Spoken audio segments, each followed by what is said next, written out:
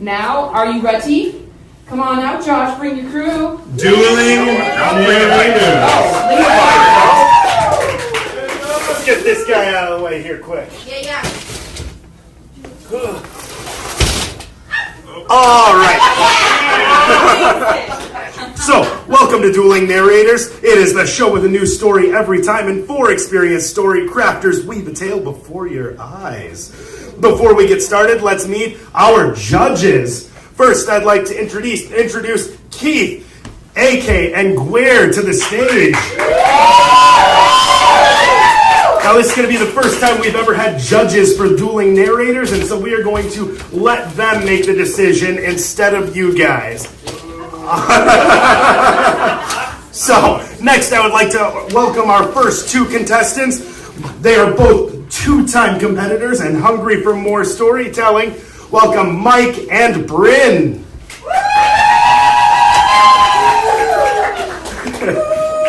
Next I'm going to introduce our next 2 competitors, and they are both first-time competitors. Neither of them have seen the show or been in the show before.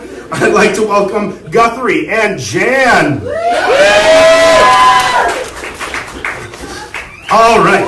So, the rules are simple. Each storyteller is going to take turns telling a story of a different theme each round, which they don't know until I reveal it on stage. It's like it's improv. Oh my. After each round, one player gets eliminated. If they win the round, they are immune from elimination. But to complete the story, they need to use all of the audience suggestions given to them and complete the story with the ending card that they were given. And during the storytelling process, each storyteller has 4 different ways they can lose the story. If they're listing, if they are repeating themselves over, just rewording something to say it again, if there is a long disconnect or pause, or if they are rambling or talking in circles. And I will go ahead and ring my handy dandy little bell, and they will be kicked off over to the next player on stage. And last but certainly not least, each storyteller from the beginning to the end of the show will get 2 steals that they can use at any point to steal the story from another player. They just have to hit their personal buzzers to take over the story. So, now without further ado, we will start play with our reigning champion, Bryn.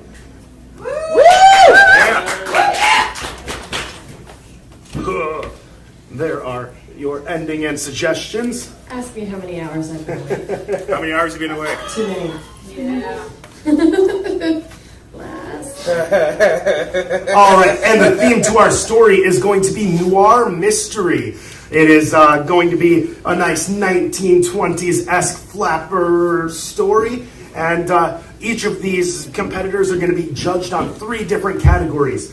Each category is the first category is creativity, how creative they are at making a story. The second one is going to be continuity, how well they can continue the story without derailing it. And the last one is going to be the use of audience suggestions. If they use it poorly, we're not going to give them points for that. So at the end of each round, I will come to the judges, they will deliberate, and they will hold up the name of the person who was voted off the stage. Bryn, are you ready? Yep. Begin. Her dress was red. Red as the blood that ran down her skin as I saw her on the sidewalk, walking by. Each night that I saw her, it was a different color, a different taste, but unfortunately, tonight, we would not be dining together. As I walked in through the woods, out into the dark, I thought of her body. I thought of how it laid on the sidewalk as I walked away, wondering who could have done this, who could have murdered dear Claudia. However, it was clear that it could have been one of 3 people: her lover, her brother, or her husband. Each one of them knew of the other, and unfortunately, the brother was just as jealous as her lover and her husband, knowing that she was on the path to destruction, which obviously she was. As I was walking through the woods down into the river, I thought of the times that I had seen her, all of the nights that we'd spent together as well. But it held no secrets for me. I thought I might see the pocket watch that she had dropped the other night, the fans that she laid scattered around, but there were no clues as to where she might have been that night that led her to her bloody demise. Until I saw, in the distance, there was a light, a campfire that had not been there the night before. I walked over to the campfire and I saw her brother and her lover sitting around the fire together. I hid inside the bushes and I waited to hear what secrets they might tell. They were still in the pleasantries. They were still talking of how lovely she was and of her childhood past and of their hopes for her future. The husband that had beaten her. The husband that had taken what she rightfully held. I sat and I waited for them to get by all of those surface level things until finally they started talking about that night. They had mentioned me in passing, noting that she had had my card in her pocket, noticing that she had had my name on her lips the night before. I said nothing, for I wouldn't get more involved than I had to. And then they started to talk of the feud that she and her husband had had. That goes to Guthrie, yeah.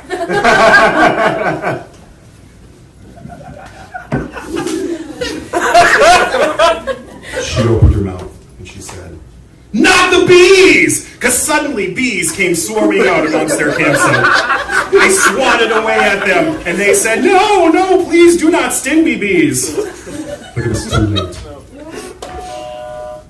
Mike, take in the story. One of them let out a blood-curdling scream and fell as limp as Elmo without a hand inside of him.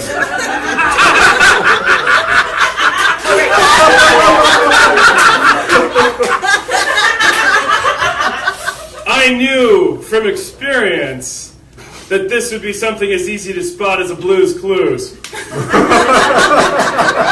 It didn't matter which of them was being stung the most. For from listening, I knew that the husband had started it, the brother had continued it, and the lover had ended her. That was a long pause. I don't know. Go ahead, Jan. Take the story. Sure. It's so tough. So close. I decided there was no way that I was going to let the three of them get away with this, because I actually realized that I loved her. It was the night that I saw her in the first opera house that I thought, she's gorgeous. She must be mine. But I kept my distance. So, as I stood there watching all of them get stung by bees and be terribly there was blood, I thought, no way am I going to let them get away with this. So Guthrie's stealing the story.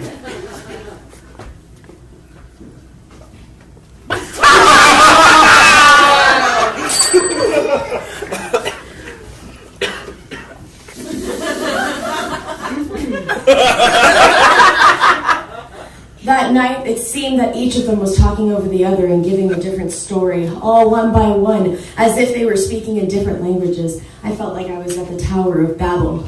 As I called the cops and I had them all three taken away, I went back to my office and I started to pour myself a whiskey when, as I was finally calling the case closed, she walked in, but who knew how long it would last this time. Did you use all of your suggestions? We never had to in the past. Yeah. Oh, God. I don't know how she could. There's nothing noir about that. Oh, yeah, you see, Harry Potter can't stop farting. Okay, I'll give that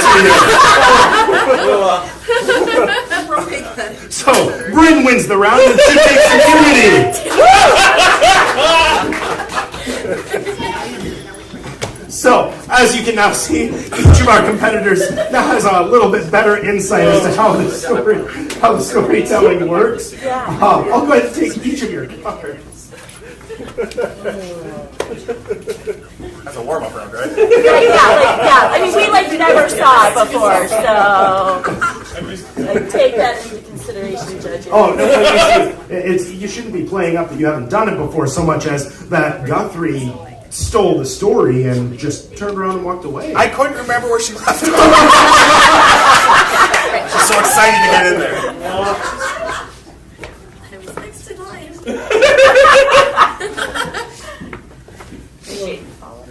So, right here I have your next round. But one of you isn't coming to join us. Once the judges are finished deliberating, we are going to be eliminating one of you off the stage. Bryn, I am going to give you your selection now. Ooh.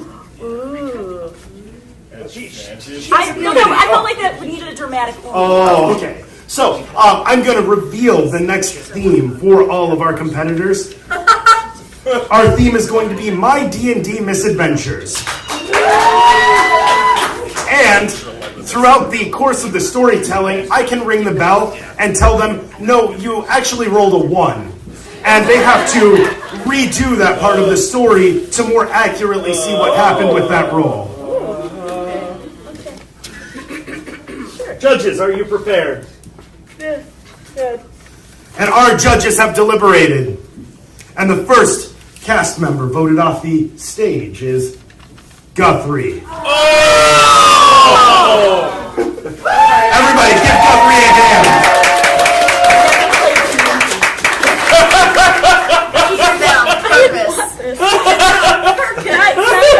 Can we go back and I've never done D&D So, before. Bryn, you started last round. We are just going to continue down the line. Mike, you can go ahead and start this next round. Go for it, buddy. You're assessing your cards. You're understanding what they are.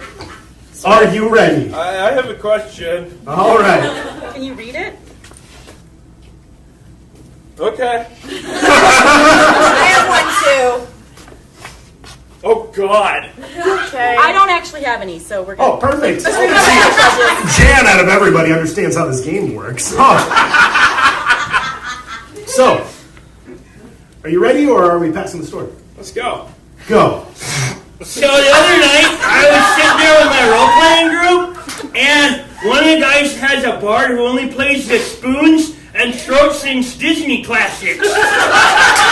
And it was super sweet, man! And so we went into this tavern, and it was so awesome. And I rolled a check to try and seduce the barmaid, and I actually succeeded for once. But No, you failed that check to seduce the barmaid. And it was very telling of the rest of your life. so I failed, because I failed my roll for consent. Because I pointed out that she had great balloons. Which is not something you should do in a really awesome bar, because you're going to have a really big bouncer. And that bouncer might decide to smash you in the skull, which really, really sucks when you're low level, which all of us are because we died last time. Because we're stupid. And we're trying to get Doritos and Mountain Dew at the same time.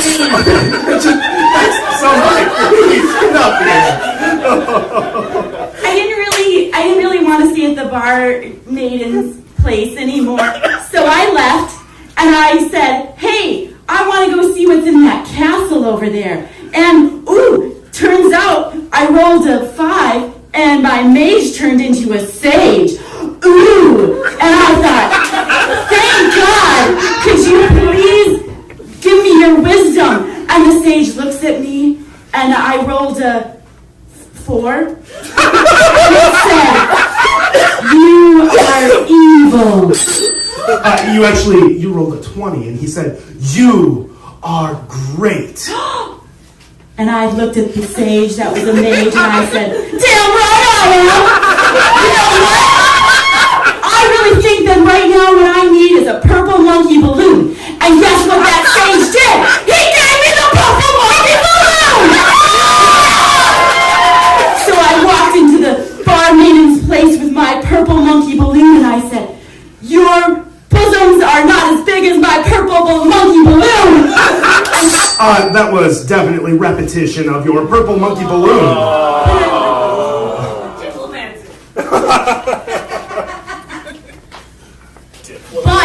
she did give me a tip about where I could find the antidote for what she had done to me. For see, she had then made me into a kobold. She said that I had to go and scuba dive in the kittiest of pools at the edge of the world. Along the way, we stumbled upon a box of free puppies. Now, the rest of my clan and I disagreed about whether we should keep the puppies or not because they have this strange purple tint to them and kind of like a green glow going on. But I told them that we should totally take them in and that we should totally make sure that we take them with us to the end of the world. And I totally rolled. Totally.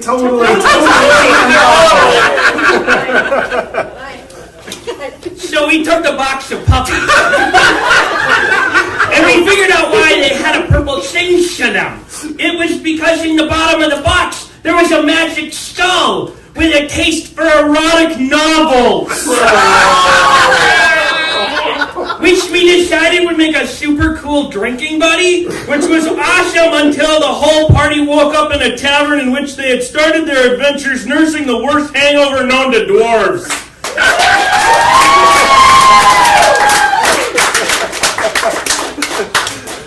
All right, so Hard to say erotic novel. Mike wins the round. Everybody give it up one more time. I'll take your guys' cards.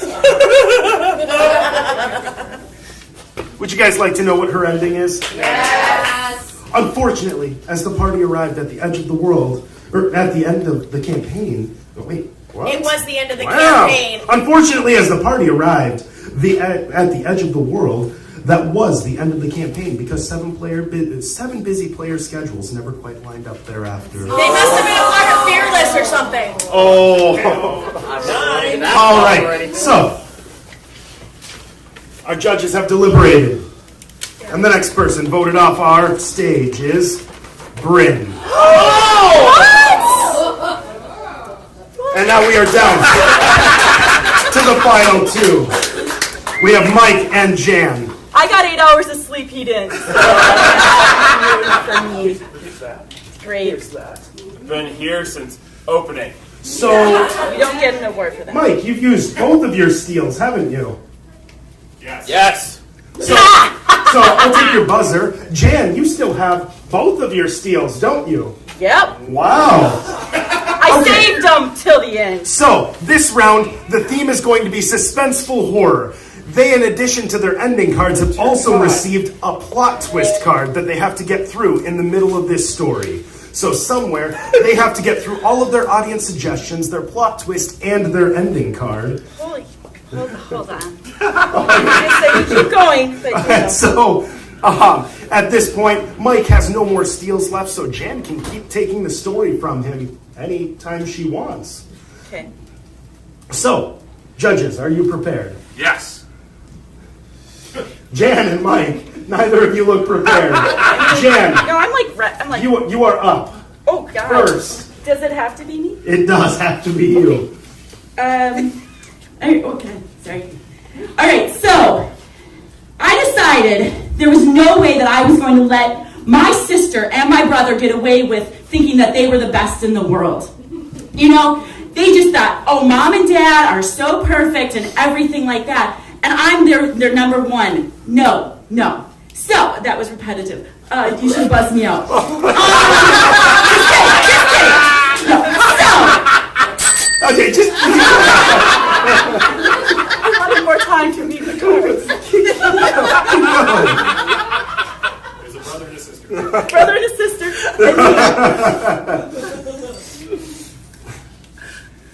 I decided the only way to solve which of us was the best was by tying our wrists together with one of them to get into an old-timey knife fight.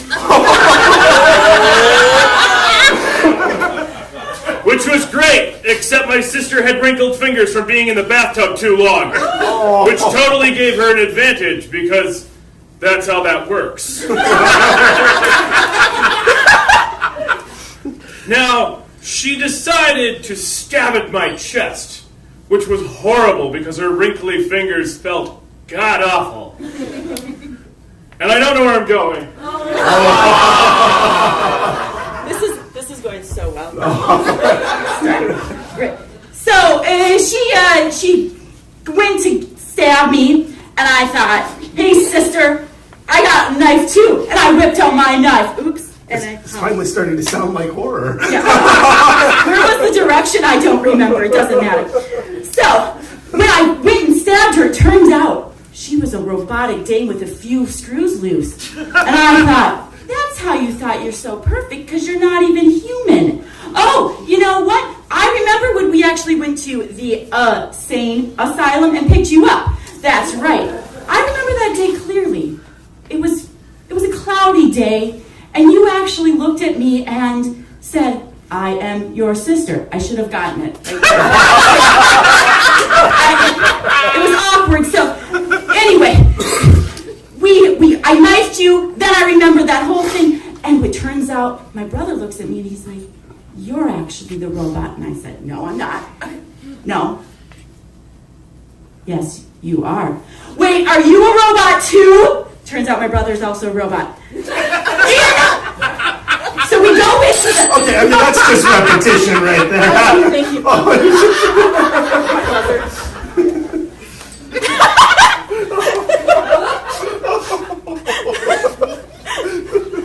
Have either of you looked at your endings? Yes! Okay, good. There's a lot to get through.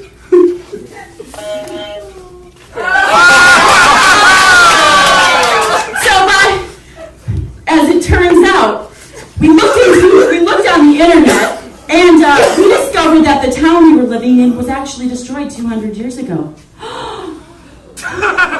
We're all robots. Perhaps Mom and Dad were right, and they actually saved us from the apocalypse. Oh, that's an interesting turn of events. And you know why the world ended? Because our mother beat the anti-vaxxers. That's right. She couldn't just let people leave. No. Oh, and you know what the better thing was? When I actually looked in her eyes, I looked in my mother's eyes because she was still alive, and she was standing there watching this whole thing, and she said, baby, you have some smudges on your new glasses. And I said, robots don't get smudges on their glasses, Mom! And then, as the city faded away, because it was gone, she smiled. Me, knowing that I got it all on film.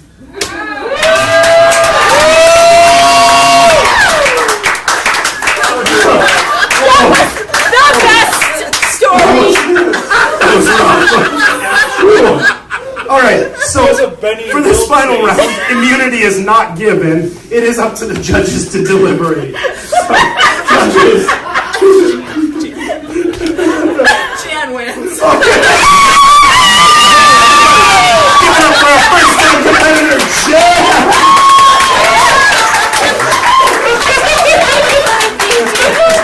It's 3 times in a row I've been second. This was my first time getting the opportunity to do this outside of Fearless Lab, and definitely this has been an excellent experience, obviously, for each of these competitors. So, thank you all so much for watching our show. Give it up one more time for our judges! Our competitors!